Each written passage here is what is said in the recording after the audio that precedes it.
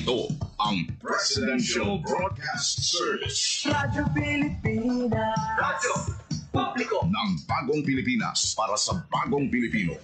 Naghahatid ng mahahalagang balita at impormasyon na guugnay ng pamahalaan sa sambayanan. Tulay sa himpapawi ng serbisyo publiko. Radyo Pilipinas. Radyo Publiko. Ang boses ng Pangulo. Sa Iloilo, Radyo Pilipinas. 585. Oras sa Radyo Pilipinas, alas 8:32 sa aga.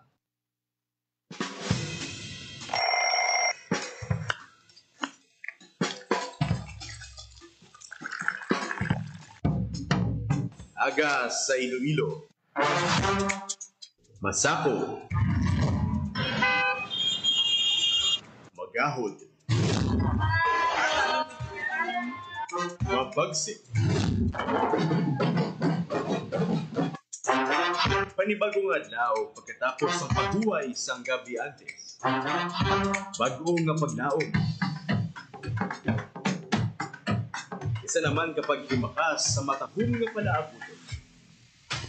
Iloilo Morning, ang programa nga kaupod ninyo sa pamahaw kunaga. Magadulong sa labing ulihi nga balita. Mga istorya halin sa Iloilo, kag iba niya bahin sa ang rehiyon. Mga ginahuluhang balan, kag mga trending topic sa social media. Ululupod naton at tubangon ang maayo nga aga. Magpamati na sa Iloilo Morning. Diri sa 585 kHz sa AM band sa inyong mga radyo. Radyo Pilipinas Iloilo, the only government radio station in Western Visayas. Ayaw mga Pilipinas, good morning Western Visayas. Welcome sa Iloilo Morning Program. Adlaw na kita sang Miyerkules, September 10, 2025. Medyo mapaang-paang na ang aton siniyang palibot sa syudad sang Iloilo. Kasunod sa pagsilak ni Haring Adlaw. Subong adlaw sa Miyerkules, madamo kita sa mga talalupang doon nga balita para sa inyo tanan-tanan. Ang imong supat malapor si Kaso sang hand, foot, and mouth disease talalupang doon ang pagtaas santo sa monitoring sang Iloilo City Health Office. Do damo kuno subong nagakalatnan nga mga bata sa hand, foot, and mouth disease. Balaan naton nga ti isang nagliligad nga mga sinimana, nagliligad nga mga binulan ang ginatutukan sa aton siniyang Department of Health kag sang City Health Office. Kaso sang dengue, monkeypox, siling man sakit. amo ni nga mga kaso gid ang ginatutukan pero hindi man kita malipat sining hand, foot, and mouth disease nga common ini sa mga kabataan. Sa imo Ginapa-alerto sang City Health Office ang aton sini nga mga ginikanan, mga pamilya, kabaranggayan, mga eskwelahan nga monitoron man ang hand, foot, and mouth disease kung hindi kita magsala sa subong as of September 7 nga datos. Mayara sang 319 ka mga hand, foot, and mouth disease nga kaso ang syudad sang Iloilo.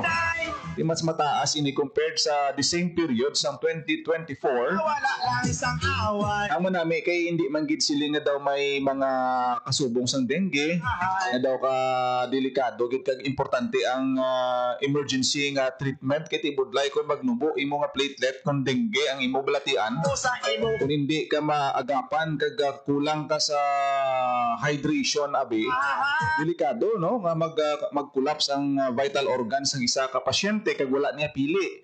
Ang dengue, bata ka man o kung may edad ka na. malapor sila na ang So ang fatality rate medyo ginaka-alarma sa aton nga mga kauturan. Gani importante gid nga may early symptoms nga nabatyagan, pa-check up dayon. Sa bayan sa hand, foot, and mouth disease, di daw common malang ini sa mga kabataan pero posible gid ini nga maka-infect direct contact. Halimbawa, may classmate ka nga may symptoms ang hand, foot, and mouth disease. Ang hambal sang City Health Office na dapat i-isolate ka, hindi ka mag-eskwela, pa-check up ka gilayon. Timbudlay kung wala ka ma-check up, kay the ordinaryo lang na nga masakit pero maka-infect siya gali. sa imo sini halimbawa classmate isa ka mo kalamesa inguday ka mo sang bangko Makatulog. siyempre mga kabataan kisa nagahinampang pa ina no so isa ini sa mga ginapabantayan sa aton sini nga City Health Office Sa imong nalipa. kag ang ilang nga pag-coordinate sa aton nga mga bulutuan ang ilang nga suhestyon nga ti kung may identified o kung may positibo nga hand, foot, and mouth disease ng estudyante, mas maayo nga papahuwayon siya kung magdamo ang infection sa isabi ka classroom, Ako sila na. dapat i-consider ang pag-suspend sa face-to-face classes o kung ano lang sila, alternative mode of learning lang sila. Wow. Para nga mapunggan ang paghawaay sa sulod sang classroom. Wow. Sa pihak nga bahin, ginlunsar sa provincial government ang WOW program sa aton siniya nga Iloilo Provincial Government o kuning Without Waste o kun WOW program kabahin sang Limpyo Iloilo Upcycling program sa aton siniya nga provincial government nga naga-convert sa mga halimbawa no mga basura mga recyclable materials halimbawa mga political tarpaulin sa nagligad o kahapon ginplastar sa Iloilo Provincial Capitol kanami isang mga bags nga ginobra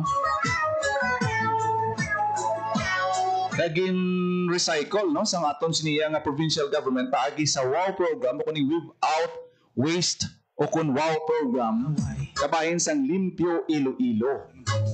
Yung mga ano tubla ang mga tarpaulin sa mga politiko gintahi ini siya kag ginhimo nga bag kag nakakuha gid sang suporta kag pagbayaw sa bahin sang UNDP. Ay. Ang iniya nga practice ang probinsya sang Iloilo sa din congratulate sang UNDP ang probinsya. Sa imo ka. Bangod sa sining inisyatibo. Ang aton nga Iloilo City Government may kasubong man sini no nga mga programa sa naglikan. Ko inda. Ang ginabuligan diri ang recycle kay tama ka nami mo kapag-on sang material sa mga ano nato mga political campaign material sa naglikan kalagpad colorful pag-on niya sa plastic kag recyclable butsulingon kung gamiton mo ni magpangumpra ka sudlan mo sa mga kulumprahon mo magpamerkado ka matibay siya kumbaga hindi sa basta-basta mawasak kag paggagamit mo hindi mo paghihaboy da sa basurahan kaya hindi parehas ang plastic kala pagbutang mo sa plastic tapos ibutang mo da ihaboy mo kung diin huipon sa hangin pukayon sang mga ido ang mga basurahan kay ti ang plastic to tama ka no nipis lang niya pos na negisiyon linapta sa aton siniya nga palibot Supat malapor sila. mo sa mga ano no mga programa para nga maprotehiran ang aton sining environment ang ginasakdag karon sa aton sinitag sa kalokal nga panguluhan diri sa probinsya sang Iloilo subong man sa Iloilo City Government nga isa sa gina-consider subong ang Iloilo City Government nagplano na pananom sang kawayan sa mga bakante nga mga lugar diri sa may syudad sang Iloilo ti ino niya environment friendly gid nga mga program na kinahanglan naton suportahan especially nga nagabato kita nag-aaway kita sa climate change. Kung climate change gani ang aton siniya nga ginatubang, wala na niya pa partido politika, no? Kontrahanay kami sa politika kung klima kag environment ang aton siniya ginaistoryahan. Amo na siling aton nga isa lang ang earth, isa lang ang kalibutan nga ginaistaran ta, pwede ka man tutan kay star sa Mars kung may subdivision to pero ito kalayo ginto. Amo na ang obligasyon sa pagtipig sa aton siniya nga palibot sa aton environment, responsibilidad sang tanan kag hindi na iya. Hindi niya siling nga kay amo lang sini nga partido sang politika. Kaya mo sini nga kampo kundi tanan-tanan nga sektor may responsibilidad sa pag-take care sa aton nga environment. Oras sa Radyo Pilipinas alas 8:42 sa aga. Karon ni palayag tangwan ang speech ni Dr. Selva Ramachandran sang UNDP. Pero bago ina ako na to nanay ang mga balita ni Ma'am Hope Torrechante may kang tanan sa Hakot Award Inday. sang Department of Tourism. Ibaloon naton ang detalye sang sini nga mga balita.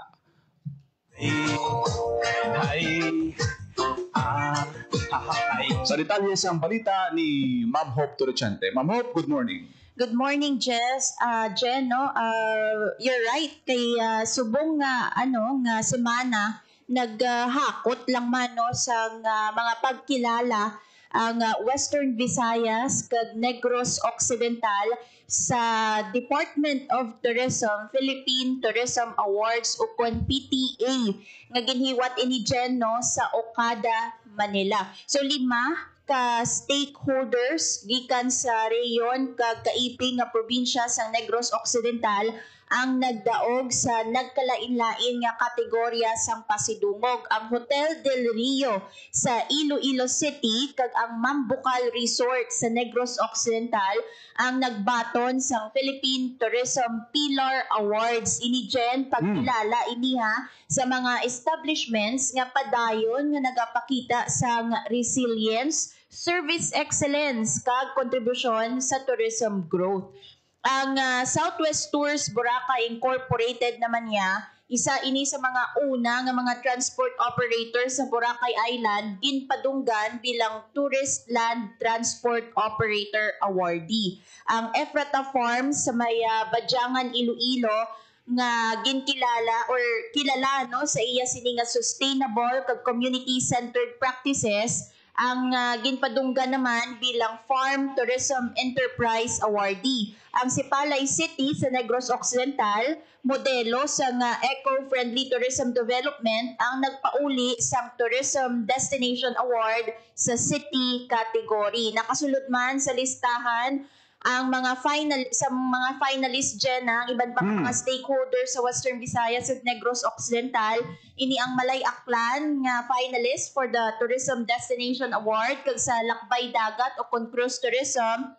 Ang Sagay City para sa Ecotourism Destination Award kag Ilaya Retreat Spa sa Iloilo sa Filipino Brand of Wellness Enterprise. So ang Philippine Tourism Awards Jen iniwat ini no kadungan sang ika-50 nga anibersaryo sa Department of Tourism. So ginalantaw ini nga mangin pinakamataas kag pinaka-prestiyoso nga pagkilala sa tourism industry sang pungsod Pilipinas Jen.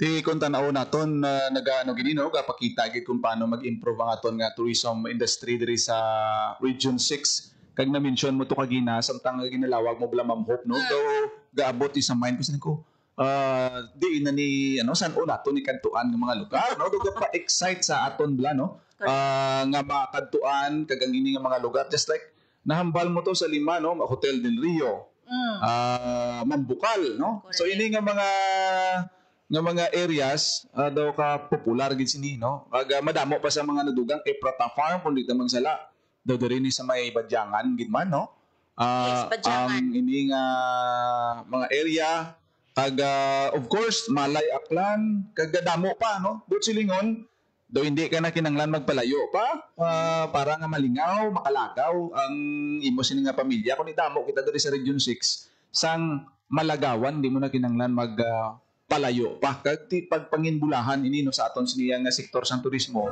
ti bala ang point diri bala Ma'am Hope no sa kabug-at sa kasingkal sa mga issues sa subong kinahanglan mo outlet kinahanglan mo mag-discover sa mga the good side of our country ang aton sini nga lugar kay dira ka kisabla makapaminsar nga sa piyak sang mga ginapangatubang nga isyu halimbawa flood control no may mga matahom nga mga spots diri sa region nga pwede mo makadtuan para nga ang paminsar mo ma-drain mo bla ang mga negativities Distressing Jen. kadako nga help no sang tourism industry naton time out man kita kisa no but hindi lang puro na lang bantay sa issue nami man nga magsalong ka sa mga clear water river beach naton diri amo na ang nakita na kon nga dako gid nga help sang tourism industry nato na kinahanglan ta suportahan no ang ini nga mga advocacy kag kampanya sang Department of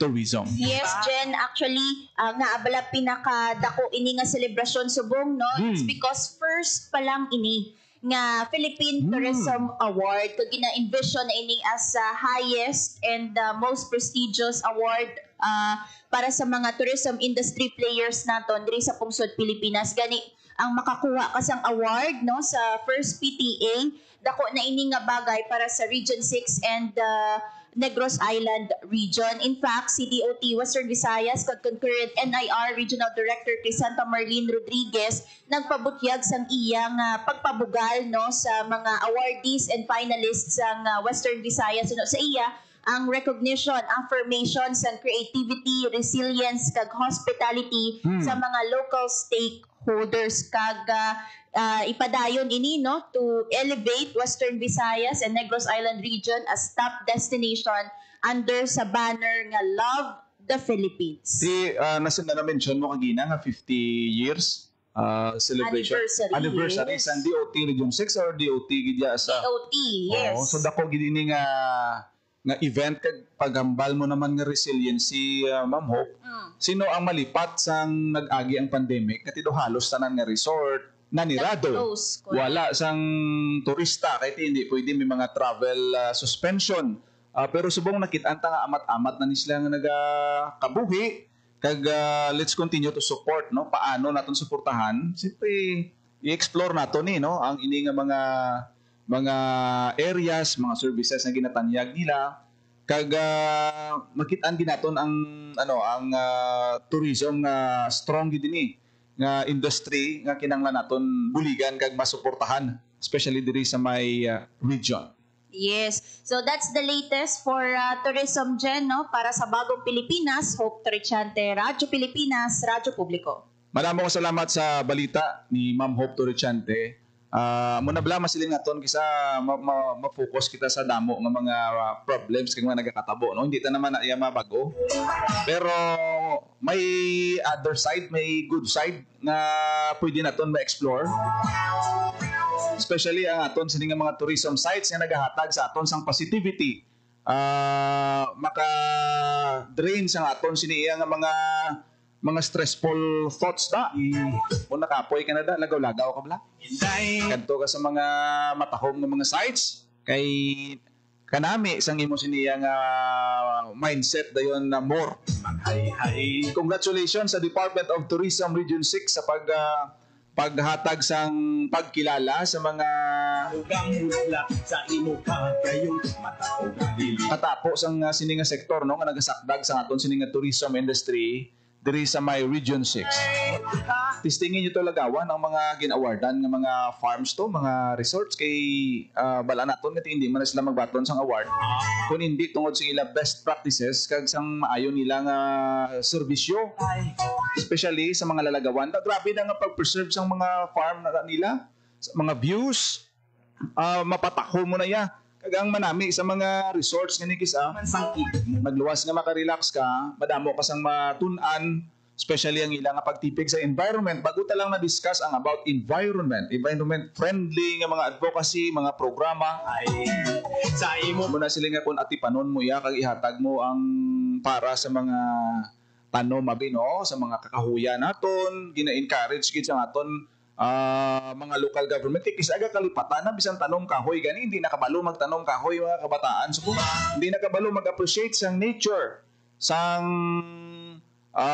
katahom pagtipig sang aton environment alang-alang ma-focus na lang ang tanan sa paghampang sang cellphone may ara bala sang ginatawag nga digital environment madala bala na naton sa ulihi nga tikon may ara sing animals plants matahom nga bukid tanawon mo na lang na sa cellphone, lain ginaya sa actual, lain ginaya nga may touch ikaw sa environment, kag ma-appreciate mo ang nature, kay ang nature was created ginaya para sa tao.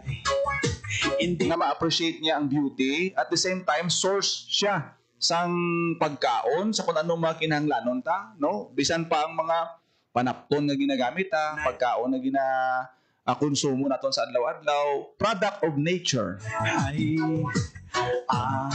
The tourism and environment amo ning mga sektor nga kinahanglan sang suporta and preservation, rehabilitation hindi man sila nga pag-umwad sang tourism naton pabayaan ang dunang mangga dapat part ini sang gina-promote sa aton siniya nga government man ang protection sa aton sini nga environment. Once protected ang environment tipigan ang aton sini nga mga natural resources damo gid ini sang mabulig sa aton amuna ang aton sini nga dapat nga i-develop kag proteksyonan hindi lang tanan-tanan flood control Maling man sakit mo na. Issues sa flood control, ang income, ang earning, kickbacks and everything.